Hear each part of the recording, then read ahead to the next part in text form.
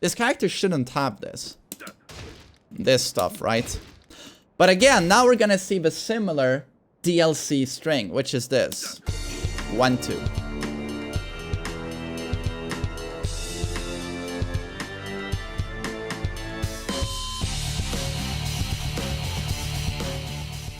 What's up, guys? TheMainManSWE here, hoping you're all doing awesome as always, and soon we're gonna get to play Tekken 8. It's gonna be so unbelievably epic.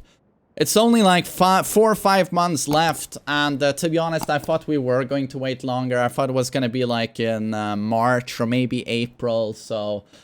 Tekken 7 is feeling really dated and old, but oh well, it's what we have. You know, I'm the biggest Tekken fan in the world. I'm gonna keep making content for this game. I'm still learning things about it, but thank God Tekken 8 is gonna come out soon. And apparently, it's official that we're gonna get more Tekken 8 reveals and news at Tokyo Game Show by the end of next week, so that's something. But I wanted to make a video on something people ask me a lot, and it's the pay-to-win aspect of Tekken 7. How I revisited my old tier list and tuned it up a bit, touched it up a bit, and it turns out like 7 characters in the top 11 are guest slash DLC characters. There is for sure a pay-to-win aspect to this game. And I just wanted to show with like Arslan's characters, for example. He mains 2 DLC characters, or 3 DLC characters. We're gonna look at all of them. He's played Noctis a lot lately. So we're gonna look at Kuni, we're gonna look at Zafina, and then we're going to look at Noctis.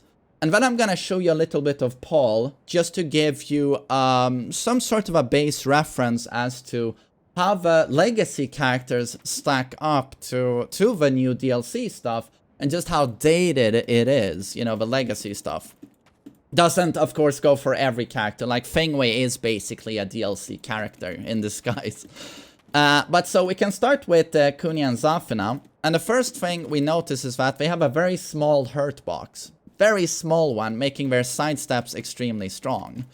And they also have a very big backdash. And this, in my opinion, is almost cheating, because this game is all about movement. At its core, Tekken is a very fluid movement, and if one backdash, one sidestep covers more ground than the other characters, it's, to be honest, busted. It's just, there's no other word for it. Like, the movement Zafina has and Kuni has, it's almost straight up cheating. Because it's not like the characters compensate by being really weak at other stuff. I still threaten you with a safe counter hit launcher from the entire screen. That's safe on block. Set 2, -9. And it's super fast. And I have a long range down for 2, just in case you whiff. And my small hurt box also helps me when you're comboing me. In combos, a lot of combos don't work. So that's just straight up BS. But then we can look at the modern poking that these characters have. So we have a very decent jab. We can contrast this to Paul, who has a very weak jab. But the real criminal is Noctis, Geese, for example, Zafina, Noctis. They have these really, really dumb pokes that other characters just don't have. And this is again like straight up pay to win. And we can start with 2-2. So when you look at this, this string is talked about a lot. And you're going to hear it, like, for example, when you see any big Tekken tournament, someone is going to play Kuni, right? And you're going to hear the commentators mention, oh, there's the 2-2 again. And maybe you'll hear me say it, because this is going to be spammed a lot. And when you see it like this, it doesn't look like too much, right? But this is a high mid and very fast. So this means that I'm not committing to like a typical 1-2 where you can crouch both hits and then punish me. So high mid. It's a bit like a Jin, you know, 2-1, high mid. That alone makes it very safe. It has quite a bit of range. And then on block, it's only -6. With a lot of range. So this is an ultra safe keep them in check, where I take 0 risk. So this is why this is thrown all the time by Kuni players. It's just the safest poke you can ever do. And then I can condition you, because I can add hits to this. But now it's just like Noctis 2-2. We're gonna look at that very soon. I can add 2 hits to stress you. I can do 5 hits. I can do 3 hits into set mix-up when I dash in. And from that, I can do my set too, right? I can do a slide. Or I can really stress you by cancelling it into a crouch and apply my really dumb 50-50. So this is the classic, like, DLC, keep them in check, very big hitboxes, takes 0 risk.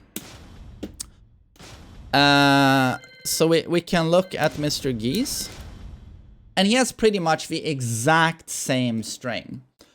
So a lot of people think, like, it's very obvious and dramatic when you see stuff like this. Or the 2D jump. This stuff is straight up busted. But the problem with this character is that his Tekken fundamental stuff, when he's not doing the 2D BS, it's also too strong. He doesn't need the meter stuff. Again, we got a strong sidestep, and we got very strong poking. You see the range of this downward one, right? And I have a strong, really strong jab. This character shouldn't have this. This stuff, right? But again, now we're gonna see the similar DLC string, which is this. 1-2. So again, you'll notice this pattern of a string that is only -7, and also not a high-high, high-mid, high-mid. So again, a ton of reach on the initial jab, and then I do this, and I'm just perfectly safe. I can just fart around, right? And throw this.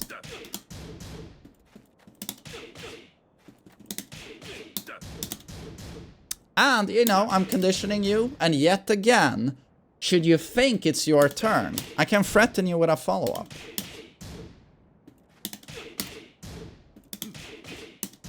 Something as basic as this 1-2 is insanely strong.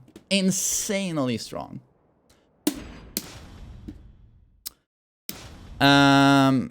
So yeah, there's so much to what makes Geese so dumb and so OP. And it's just the fact that it can kill you from 1 hit. Or how dumb that 2D jump is, right? But then he also has some of the best poking, right?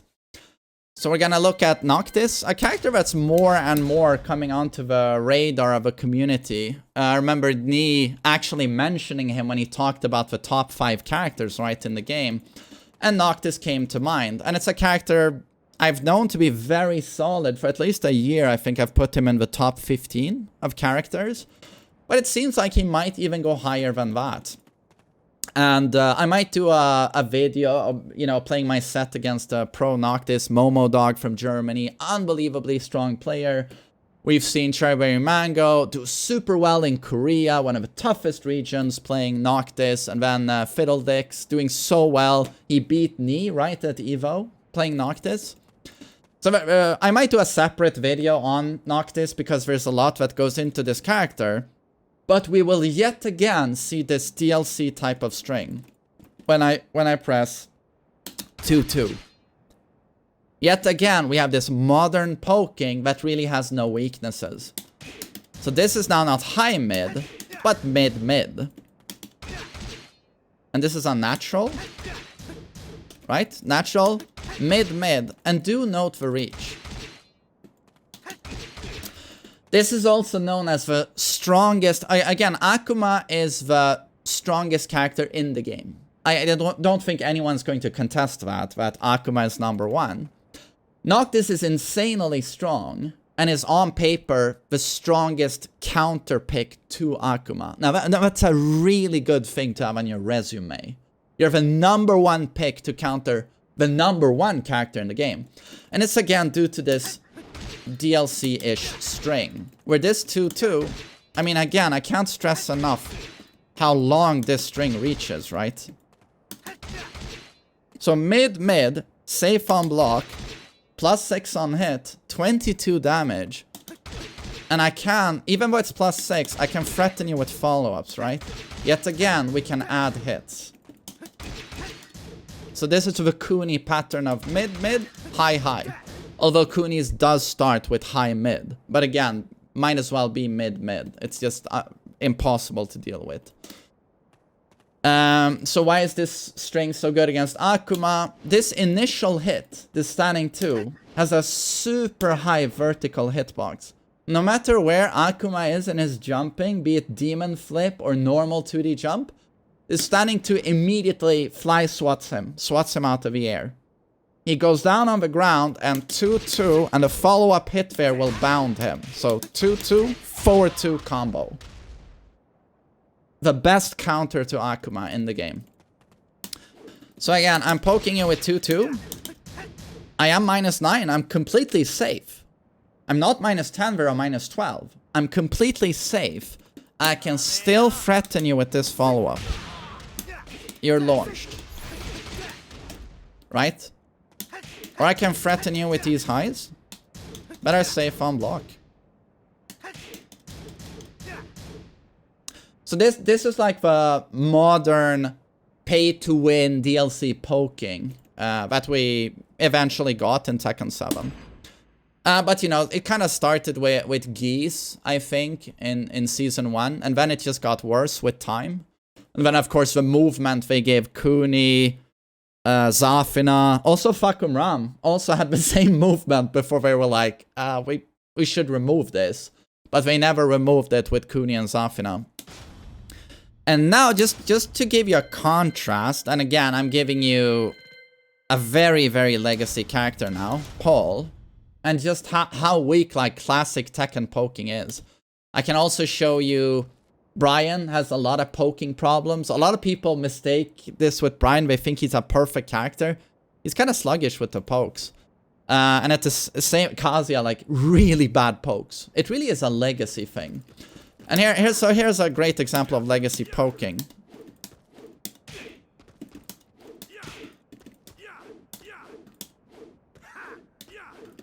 This is an atrocious jab. And this is also his 10-frame punish, by the way. 1-2. So, atrocious. Down forward 1 comes out at 14 frames. And is +4 on hit. On block -2.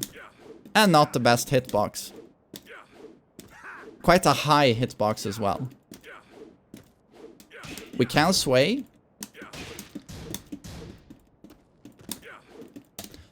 And then the classic mid-poke ender for Paul to close out the round. Down 1. Lot of reach. But you'll note we don't have a DLC range on this. And what is it on block? Oh, some -9. Just taking one hit. -9.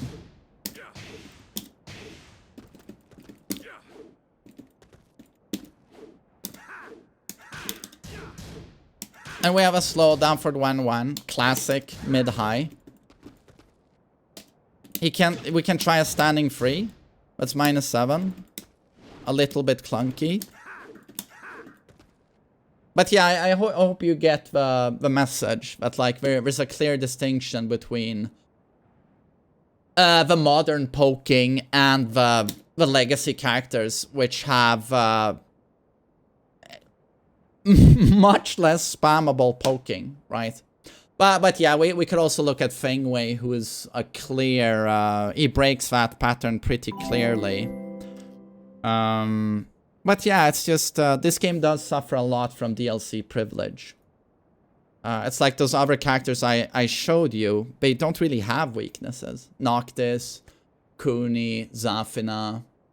I mean, Marduk is a DLC pay to win, I would say, but he does have clunky poking. But again, that's a legacy character. Like, the clear distinction between legacy and this modern guest DLC stuff. So I hope you enjoyed this little breakdown. I thought it was a good talk. Yeah, I hope you learned something or something was enlightening. And I'll see you on the next one. Have a great day.